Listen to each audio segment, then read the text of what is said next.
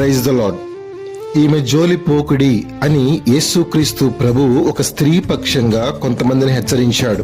అవును, ఒక స్త్రీ మిక్కిలి విలువగల అచ్చ జటామాంసి అత్తరు బుడ్డి తీసుకుని వచ్చి దాన్ని పగలగొట్టి ఆ అత్తరు యేసుక్రీస్తు ప్రభు వారి తల మీద పోసింది. ఇది ఆమె ఎందుకు చేసింది అంటే, యేసుక్రీస్తు ప్రభు వారి భూస్థాపన నిమిత్తము ఆయన శరీరాన్ని ముందుగా అభిషేకించుటకు ఇలాగ చేసింది.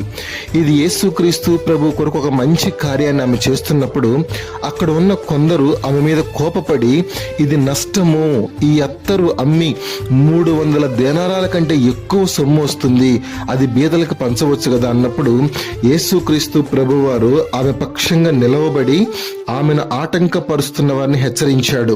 ఈ మాటలు వింటున్న ప్రియ సహోదరుడా సహోదరి, నీవు దేవుని కొరకు ఒక మంచి కార్యం తలపెడితే, దేవుని చిత్తానుసారముగా దేవుని వాక్యానుసారముగా నువ్వు ఒక మంచి కార్యాన్ని చేయదలుచుకున్నప్పుడు నిశ్చయముగా నీ మీద కోప్పడే వాళ్ళు ఉంటారు. అయితే యేసుక్రీస్తు ప్రభువు నీ పక్షంగా వాదిస్తాడు, నీకు ఆశ్రయముగా ఉంటాడు, ఎవరిని కూడా నిన్ను తొందర పెట్టనివ్వడు.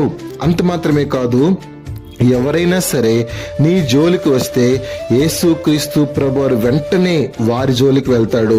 వారు నీ ఇంటి వారు కావచ్చు, రక్త సంబంధికులు కావచ్చు, బంధుమిత్రులు కావచ్చు, స్నేహితులు కావచ్చు, ఎవరైనా సరే నీ పక్షంగా యేసుక్రీస్తు ప్రభు వాళ్ళని ఎదిరిస్తాడు.